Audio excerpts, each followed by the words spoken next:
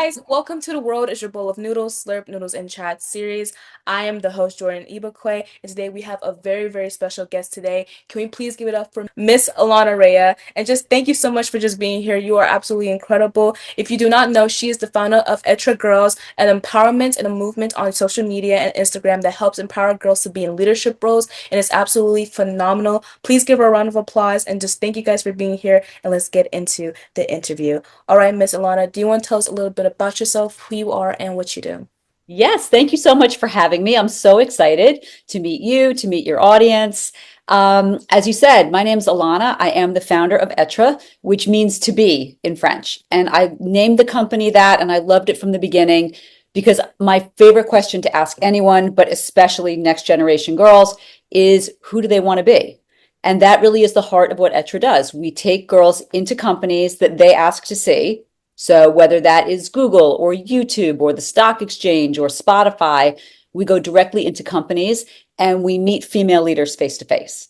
Wow. So girls can see early and in person everything it's possible to be. That really is the heart of Etre, and that's why I built it. And Etre is 9 years old right now. That's just amazing. Just when I saw your social media and just what you do for girls, it's because I interview some of the people that are actually on your th show and Uh-huh. also your movement. I was just like, wow, this is just amazing because like it's just so warming to see girls doing it and just taking charge of everything. And I'm just Yeah. so amazing that you just do that for us. And it's just it brings me so much joy. And I do want to go into the question of what inspired you to start this movement and what personal experiences shape your mission? Great question. So before I started Etra, I was a lawyer and I was a corporate lawyer and I really loved being a lawyer. If anyone in your audience is ever thinking about law or law school, come ask me anything because I truly loved law school and loved practicing law. But when I was doing it and my daughter was in middle school, I started to realize that she really did not know what I did for a living. And more than that, she didn't know what my friends did, and they had great jobs. I had friends while I was being a lawyer, they were doctors, they were founders, they were in the fashion world, they were authors. And I didn't feel like my daughter was seeing what they did. She only knew them as my friends. So I started taking her to see my friends in action at work. And so she was in middle school, but the minute I did it, a couple of things happened all at once. She loved it, the women loved it, and the companies they worked for loved it. And I started to think I could do this for other girls. Like, what if a girl doesn't have this mom network where you can't just call someone and say, can I hop in and show my daughter what you do? So that was really the impetus. I didn't start it right then. I waited. I didn't launch it till 2016, but I was thinking about it much earlier because of those experiences with my daughter. Yeah. That's just because I also have like the same thing because when I was really young, I didn't know that because it just I was kind of discouraged for being what I wanted to be when I told people I Mhm. want to go into medical school and I want to become a doctor. I want to go to Harvard University. I want to get all this good stuff. People always doubted me, either through, of course, race or just in general. They saw me as not worthy enough to be in that position. And just hearing what you do for your daughter and just showing her like this is what women are doing, like this is what Yeah. we can do. It's just a very empowering story that she'll keep for a very long time, and that you're just is a role model basically. You're a literal role model for many young girls out there who feel discouraged that they might not ever hit that like type of success, but you tell them yes you can because you can do anything if you put your mind into it and work hard for it. And I personally stand behind that. And I do want to know, when you envisioned this movement, what kind of change did you hope to see in the world? These are such good questions. I don't think I knew what Etra was going to be. I started it, I built a website. I knew nothing about building a website. I took classes downtown in New York to learn how to do it. Um, but I wanted at first to have a landing page where girls could find resources. So let's say that someone loved chess and their school didn't have a chess club. Let's find a bunch of women who are grandmasters in chess who could advise them.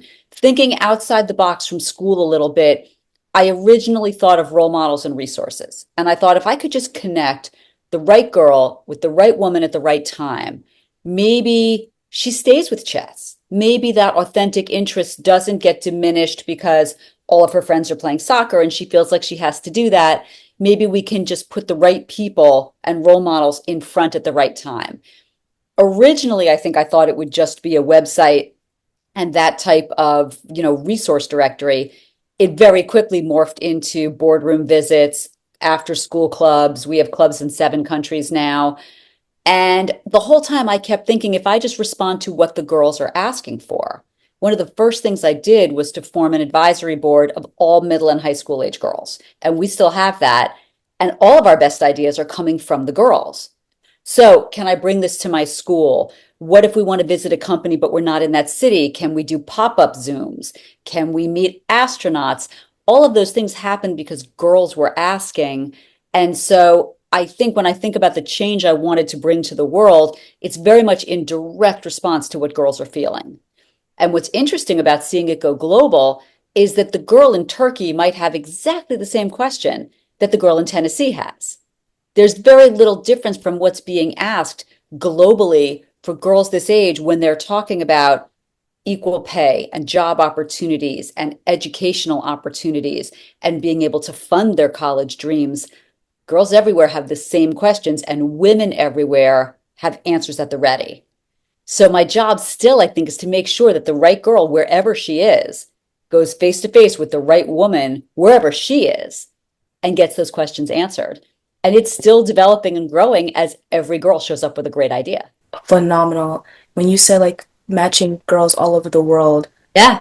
right women, I was just like, it's kind of like you're creating relationships that they will carry, that they will benefit off of, because honestly they're literally getting firsthand just hearing firsthand experiences from people who've made it beyond, and women who've done it, and like especially just coming from a country, especially because I'm Nigerian, so Mhm. a country where much girls don't get that experience to really see in front of them like someone like them who looks like them, or it was a woman doing such Right. amazing things, is limited. And it just warms my heart that you really took time and you're so compassionate and just passionate about this empowerment and movement, because honestly it's just phenomenal that you really do want to help girls get to where they can be, because they can do it. We can do it. We We're can doing do it. it. We're doing And women everywhere believe it. Every woman that we meet remembers exactly what it's like to be in middle school or high school or college and have that one person say, I will champion you. I absolutely believe in what you're doing. And when you underestimate yourself, I'm here to back you up to say you can do it. Every one of these women remembers what that's like. And no one says no. If you say, I need you to have a mentor moment with this girl because she has these interests and these aptitudes, and all she needs is that springboard, right. women everywhere are saying yes because it's a light lift for them and endlessly impactful for the girls. And it happens every time. And that's a lot of what you're doing involves leadership and just Mhm. taking it and not really worrying about the risk, because what you're doing is creating a global impact that is not just affecting one girl. This girl that you might have reached out, or who might have reached out to you, would one day maybe become the next CEO Right. of the biggest corporate business in the world. And so it's a effect that it's like a ripple effect. It will happen when this girl does it. She might also impact other girls to do it. And it's like continuously following like a pattern. And it's I just hope, I hope. Yeah. it's doing it. It's like it's proving it. And honestly, when I see it, I feel so empowered to keep doing what I do, to keep making a difference, to keep standing up for myself when everyone doubts my dream. Because honestly, you should not have to Yes. feel ashamed when someone for your dream, because it's your dream. It's what you want to Right. do, what you aspire to. But Mhm. I love the idea of leadership, and I want to touch on that idea and the topic, because how do you define leadership for girls today, and how is it different from what it used to be? Interesting.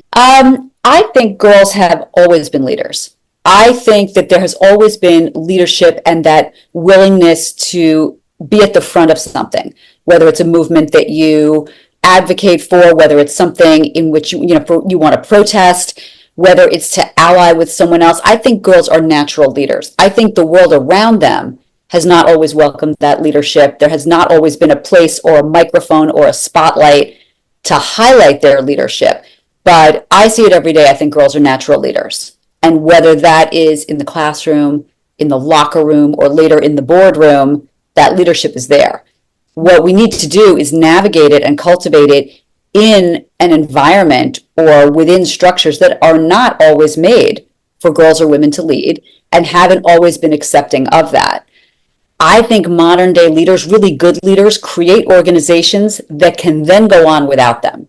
If you're a great leader and you've taught everyone around you to lead and you've cultivated their leadership skills, what you build really should go on to exist without you. Maybe you're a part of it, but it doesn't necessarily need you at the helm every day if you've built the right ship. So good leaders cultivate other leaders and bring them up and then give them the chance to go run and lead. But I think girls' leadership today is in a brand new era. I really do. The more we see political leaders who are women, corporate leaders who are women, athletes running their own show, creating leagues, making inroads where there weren't before, all of that, girls are watching. And those role models are making an impact. I think we're going to have a new generation of female leadership that is unlike anything we have seen. And it's about time. It's well overdue. But I think that girls are naturally leaders and the world needs to get ready because they're coming. Trust me, they are coming. There's a swarm right stirring up and it's like ready to take Yes. charge because honestly, I feel like right now in modern leadership for women, it's much more freer because we have so much more people to look up to, so much more people, women to look up Yeah. to who are just doing phenomenal jobs. And it's really empowering when you see that and you're like, and you're just a young girl on who's like watching her television and you see, like Shanola Davis or just, you or just like anyone or like, Kamala Harris or just like Mm-hmm. anyone in a just a strong leadership role who's a woman is like, wow, like I could be that. I can Yes. be that position. And it's just Yep. honestly amazing. But look at your podcast, the way you are asking questions. You're reaching out to people, asking questions that other girls have, things that are top of mind, raising your hand instead of lowering your standards to make sure you get those answers. You are change making and leading right now. And in the same way that we're finding women to be role models, you are being a role model for the girls who are younger than you. And that's incredibly important as well. Like you're doing it already, which is fantastic. Honestly, this journey of my podcast, if I could share this, it really was something that I doubted on. I guess this podcast has really opened my voice, and hopefully one day I can talk on different shows and tell people how to do this and Yeah. tell people how to do this. It's just a dream that I would like to talk more to people about this. But honestly, my Mm-hmm. podcast, it's a love that I just love talking to people all around the world, and Yeah. it's amazing because I've actually talked to one girl from Australia and she's like my age, 16, no, 15 actually. And she's actually she created her own movie, and she's actually in the process of creating her movie. So I was just like, wow, Amazing. it's honestly fabulous. And so Mhm. I just love what I do. And you being here saying what you say is honestly much more empowering and telling me to keep going. So thank you so much again just being here. It's just amazing. And to all the people who are watching, please go check out Etre Girls. They're amazing. The impact that they're doing is worldwide and will make a huge difference in the future and now. And just thank you, Miss Alana, for being here because this is honestly just an amazing opportunity. But I do want to go into the question about challenges and doubts because being that you started this movement, it was not easy at first. And of course, you had to have faced some tribulations. And so, Mhm. what were the biggest challenges you faced when launching the movement, and how did you overcome them? So I think a few challenges.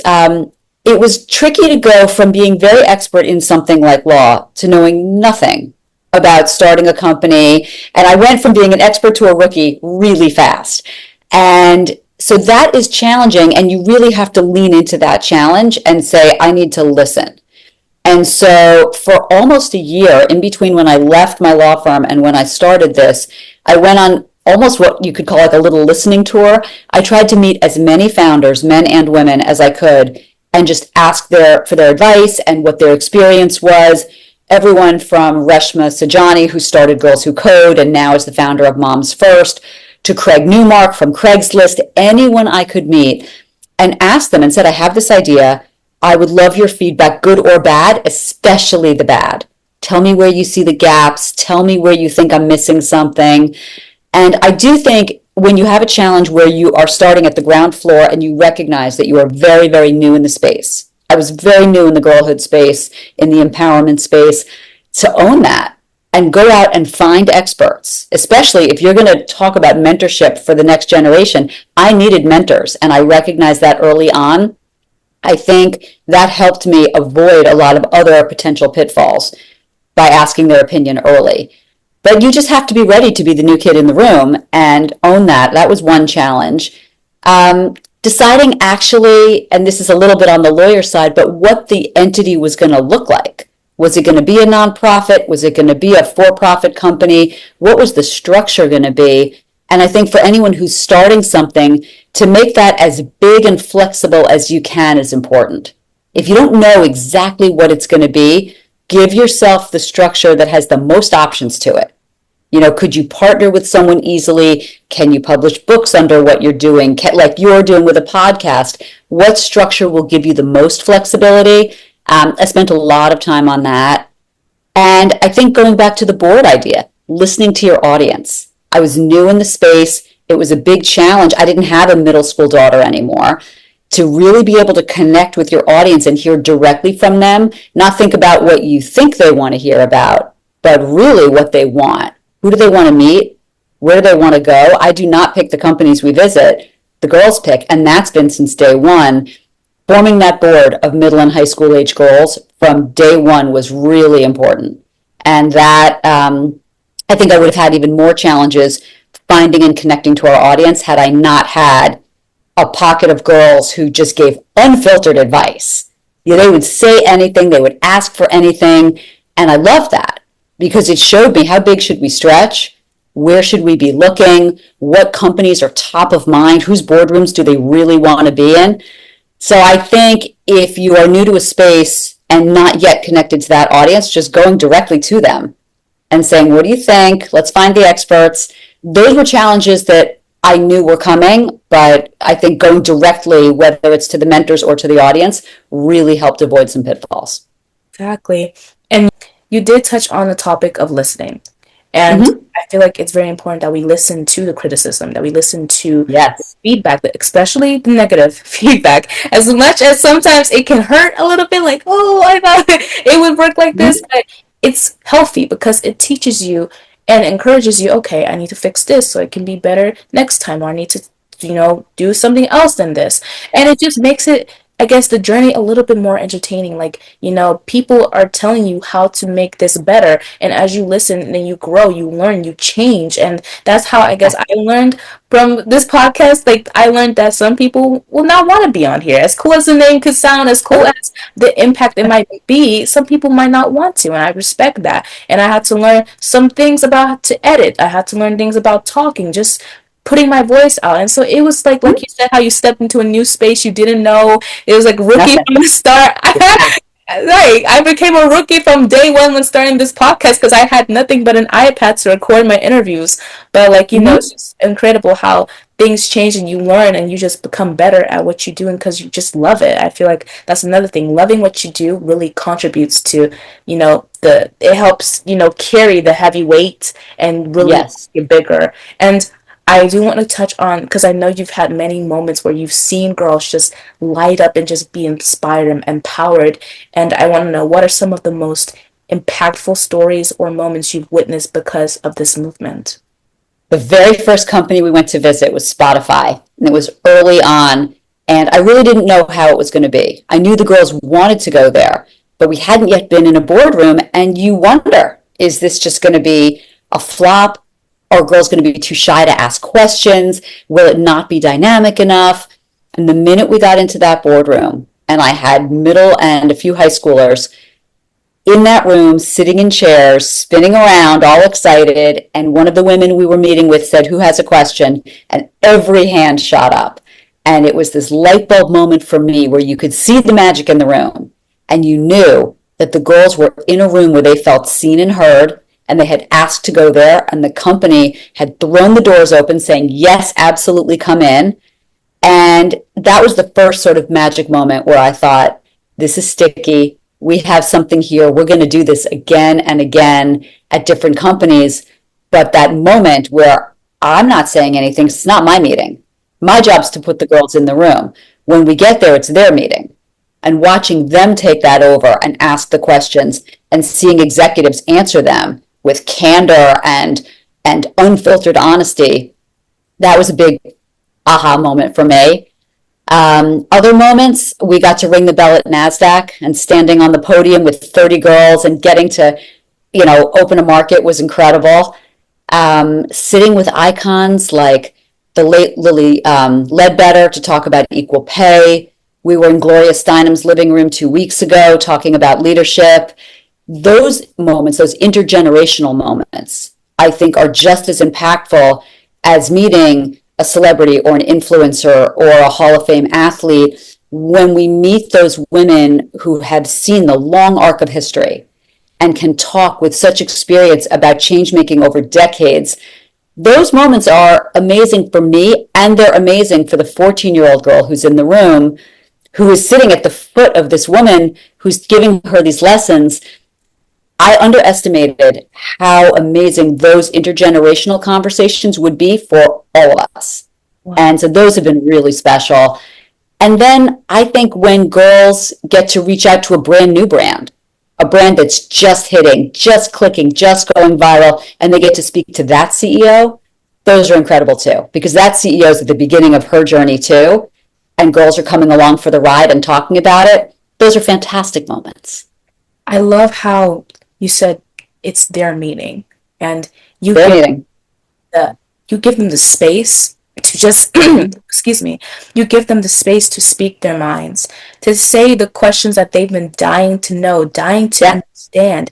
And it's like you're giving them the just the opportunity that they've been asking for, that no one could never hand to them. And it's just like, wow, like this is what me making a change looks like, giving them the space and giving them the time and just the opportunity to sit in front of someone, a woman who has done the things they want to do. Yeah. It's like it sounds incredible. Like you want to be in that position. You want to hear the stories and how girls will light up. Because honestly, I would light up too if I was sitting next to an icon who's the Right. CEO of like Apple and who's a woman. Like it's just, I would be wow. And so honestly, I love what you do and just how you bring girls to see that anything is possible. Nothing is impossible. And the world just doesn't understand the magic of girlhood because it's so Mm-hmm. close, and I just love being a girl. So honestly, I just love Yeah. dreaming and going for what I want.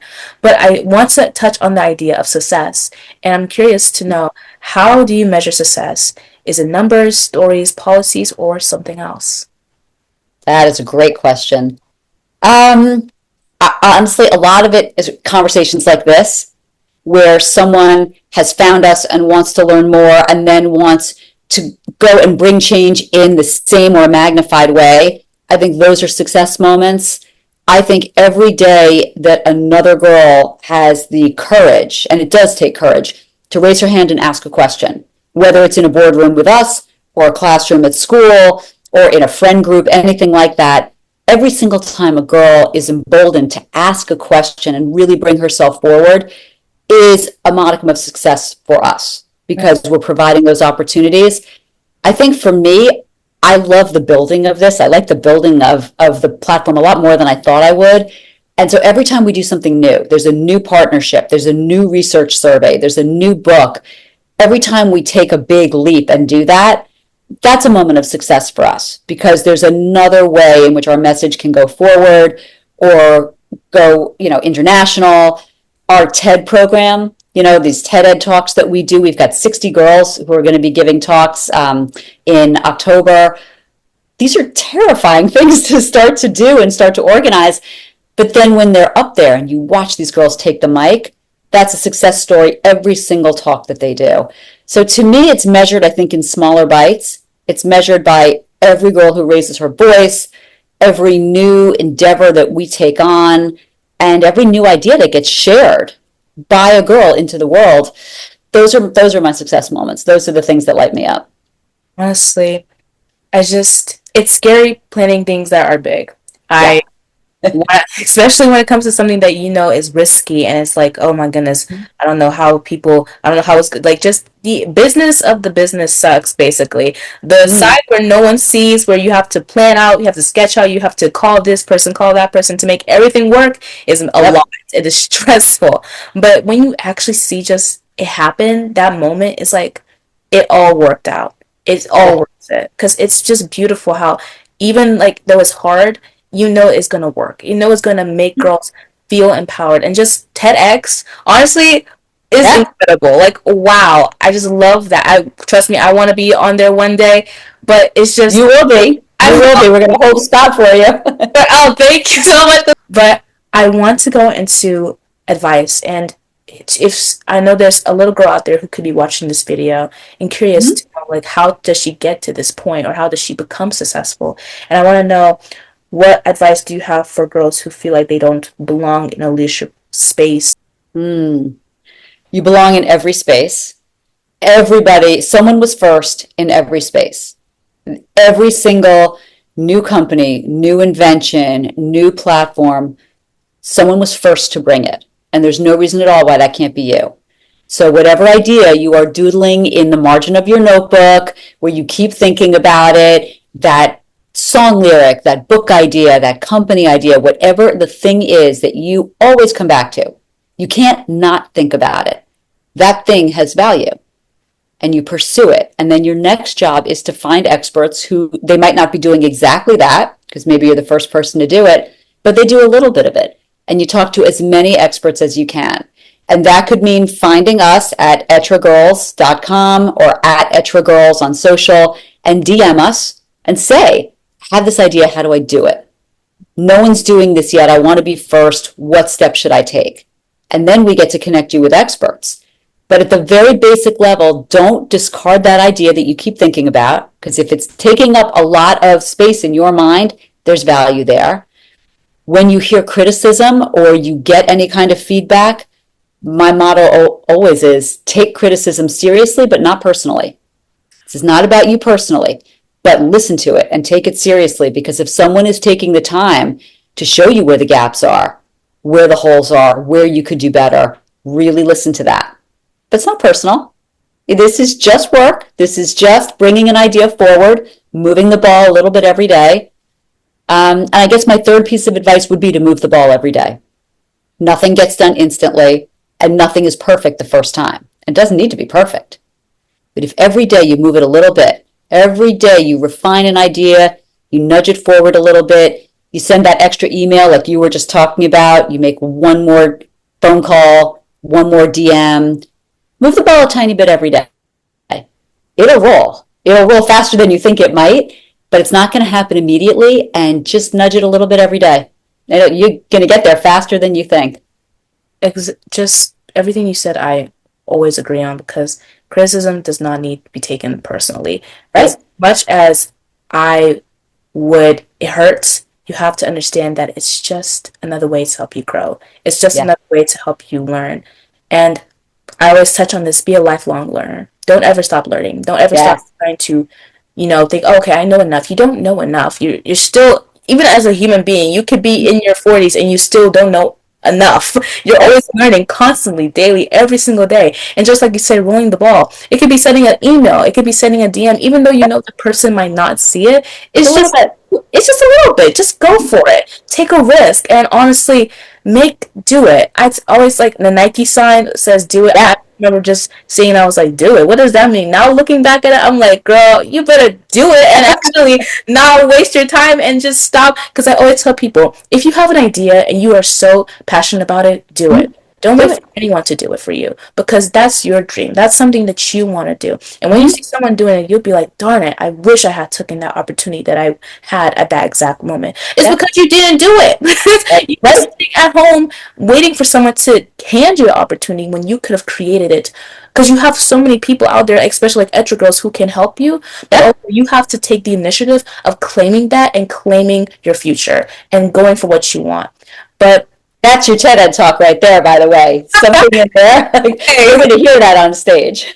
luckily, I'll be on there one day. But I Yeah. do want to wrap up this interview and and ask one little silly question. And I Yeah. always ask all my guests who come onto the Noodle Pod. But I want Uh-huh. to, what is your favorite bowl of noodles? See, now I did think this was going to come. Soba noodles. Soba, absolutely, like, cannot get enough of that. And I live in New York City where you can get such great soba, so many different places, but that's usually my go-to. Yeah. Hey, I love any noodle, and it depends on the type. I love bolognese. I'm coming from the south, so we eat mac and Yeah. cheese. We eat all Yep. category of noodles. So I love noodles especially. But I do. I know I said this was the last question, but I really want to Yeah, know, bring them. want to say, like, if you had one message to the world and just to girls all around the world, what would it be? I would say raise your hand instead of lowering your standards. Raise your hand, whether it is to ask a question, to bring a new idea forward, to protest something that you disavow, to champion somebody else. You raise your hand and you do not ever lower your standards. Ever. That's it. And you guys are hearing from the Noodle Pod. Miss Alana Rhea, she is taking everything by storm and she is helping the world, especially girls out there who need push. And I know there's a lot of girls who are watching this who might feel discouraged, but don't feel discouraged at all because you are amazing and you're gonna make an impact. Trust me, you just have to take that opportunity. But thank you so much, Miss Alana. You are amazing and just for being on my show, it's actually just incredible. I your words are just incredible and honestly, thank you. Thank you so much for having me. Great questions. I had a great time. Thank you for having me.